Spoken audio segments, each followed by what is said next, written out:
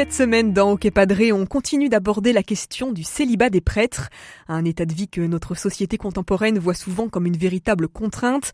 Et pour de nombreux jeunes, croyants ou pas, le célibat imposé aux prêtres apparaît aussi comme ringard, dépassé, voire comme un vrai manque de liberté.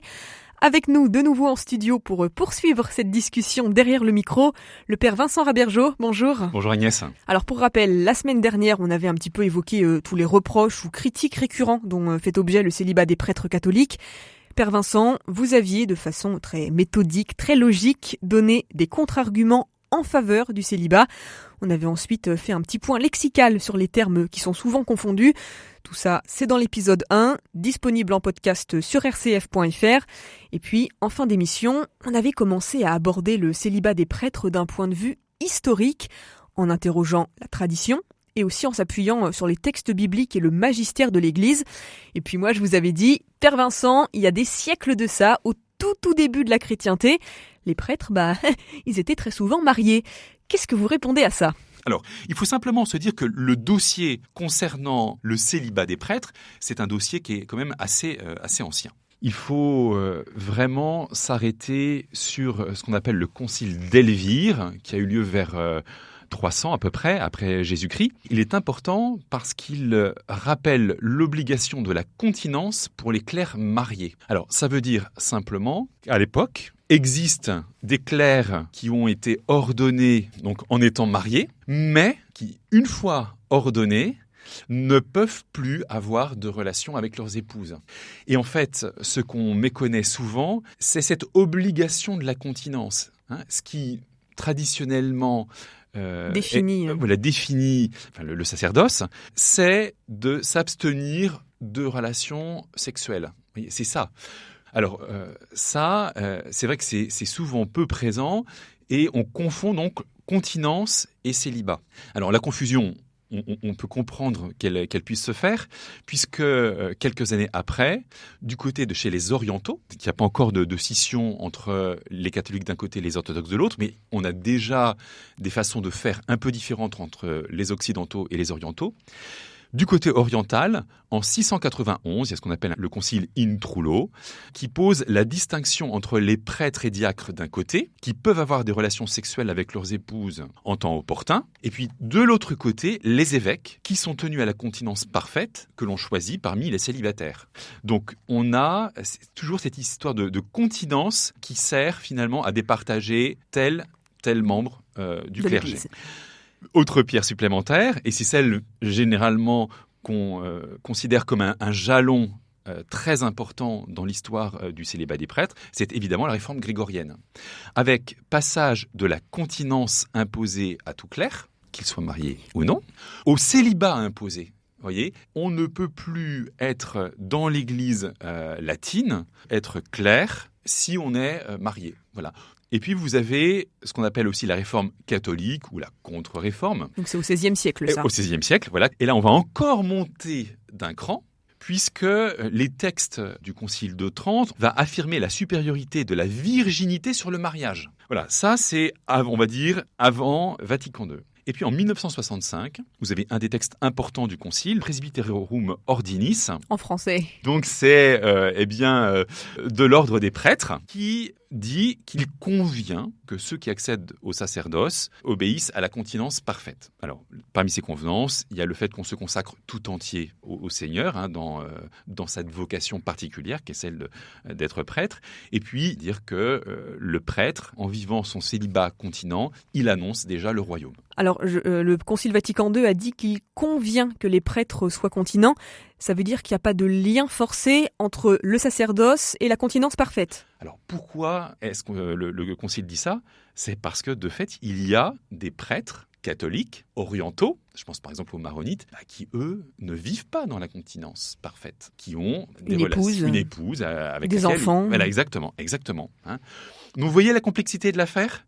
Pour essayer de mettre les choses au clair, le pape Paul VI a écrit un texte qui s'appelle Sacerdotalis Celibatus, donc le célibat sacerdotal, en 1967, où il y réaffirme ces différentes choses. Première, il y a une imitation radicale du Christ qui doit être recherchée par le prêtre, puisque quand nous sommes ordonnés, eh bien, nous sommes configurés au Christ prêtre. Et donc cette imitation radicale du Christ, elle comprend la chasteté à tous les sens du terme, non seulement dans l'esprit, mais aussi dans les faits, pas de relations sexuelles. Deuxième chose, Paul VI rappelle la disponibilité parfaite du prêtre pour la prière, pour l'Eucharistie et pour le témoignage de la charité. Ce qui, d'une certaine manière, demande au prêtre d'être totalement disponible. Pas de famille, pas d'épouse, pas d'enfant.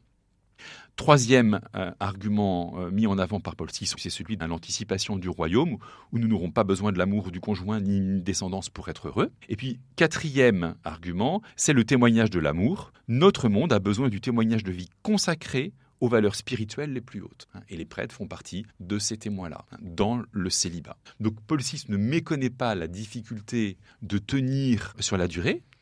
Il reconnaît que le célibat continent est une vocation, c'est un charisme, c'est-à-dire c'est un don de Dieu. Alors évidemment, quand vous dites ça à la plupart des gens qui n'ont pas forcément un regard de foi sur la réalité du célibat sacerdotal, c'est incompréhensible. Alors dans ce que vous nous dites là, Père Vincent Rabergeau, on pourrait presque trouver des similitudes entre la vocation de prêtre via le célibat sacerdotal et la vocation au mariage pour des époux, un petit peu comme si les deux sacrements, l'ordination et le mariage, étaient chacun une manière différente de se donner intégralement.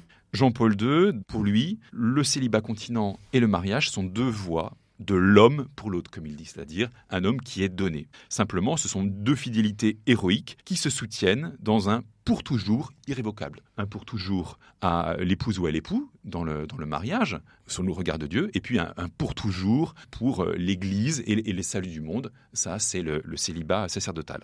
Ce qui fait de la vocation sacerdotale à la fois un appel reçu, appel à être prêtre, et un charisme reçu, à être célibataire. Benoît XVI insiste sur le fait que le célibat n'est pas un non-mariage. C'est pas un refus du lien avec quelqu'un. C'est pas synonyme de vide, c'est pas synonyme d'enfermement. Le célibat n'est pas la revendication d'une autonomie. Je suis tout seul, maître à bord, je fais ce que je veux, quand je veux, avec qui je veux, comme je veux, et personne, et surtout pas le Seigneur, a à me dicter ma conduite. C'est pas ça. Le célibat, c'est peut-être la reconnaissance, oui, d'un manque, d'une incomplétude, mais que Dieu peut venir combler. C'est un oui définitif au monde futur anticipé dans ce monde. Donc il y a encore chez Benoît XVI cette préoccupation. Cette projection en fait. Exactement, dans le royaume. Mais cette question du célibat des prêtres, elle va encore plus loin, dans le sens où il y a à la fois un sens et un enracinement spirituel, j'imagine. Comme je le disais tout à l'heure, le célibat sacerdotal, ce n'est pas le refus du mariage. C'est plutôt le choix mystique, alors ça paraît un grand mot, d'être donné au Christ Seigneur. Ça, c'est des mots que je prends à l'ordination diaconale. Et aussi un choix mystique d'être consacré à Dieu pour le salut du genre humain. Ça, c'est ce qu'on retrouve dans les formulations de l'ordination presbytérale. Et par configuration au Christ, qui était célibataire, continent, chaste et vierge. Vous voyez, la tradition nous dit, le Christ était célibataire, continent, chaste et vierge. Eh bien, si le sacerdoce est articulé au Christ, il doit vivre ces quatre qualités. On retrouve les différents termes qu'on avait clarifiés dans l'épisode précédent. Exactement. Alors comment maintenant vivre cela ? La vie du prêtre, elle manifeste un manque visible. Pas de femme, ni d'enfant, qu'il ne peut assumer de manière équilibrée qu'avec la grâce de Dieu. Parce que ce manque le fait dépendre encore plus de Dieu qu'un homme marié et l'ouvre à ce qui le dépasse. Ça, c'est une première chose, la grâce de Dieu.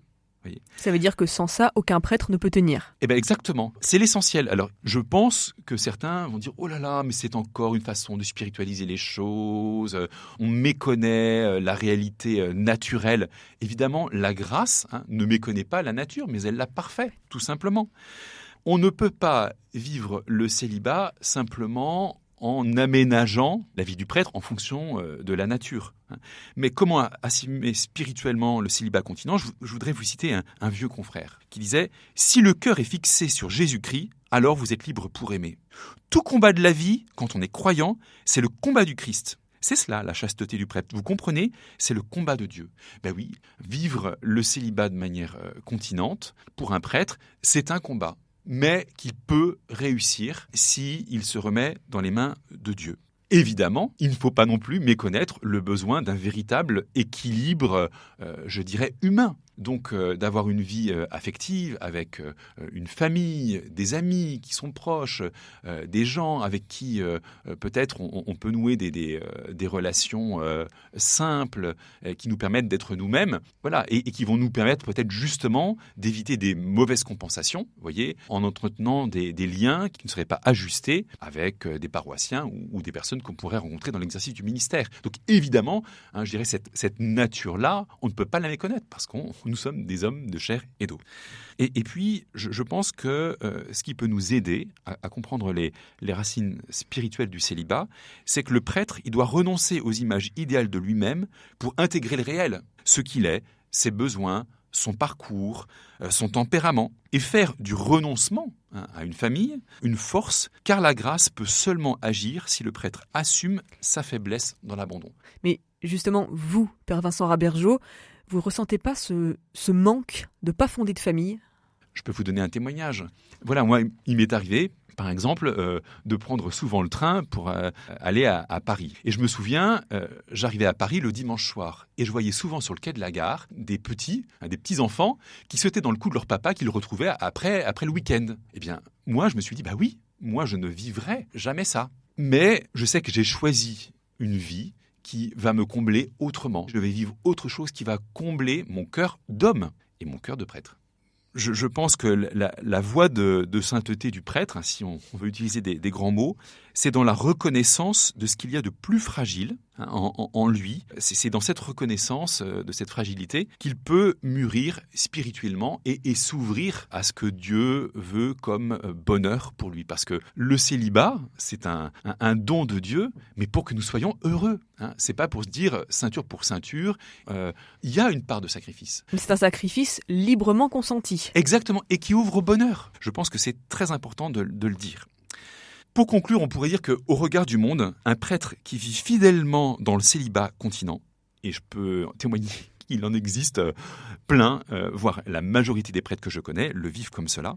Donc un prêtre qui vit fidèlement dans le célibat continent, c'est sans doute un ringard. Mais je pense que c'est sans doute cet adjectif de ringard qui servirait à qualifier le Christ s'il revenait aujourd'hui prêcher la bonne nouvelle parmi nous, avec son style de vie complètement en dehors des standards actuels.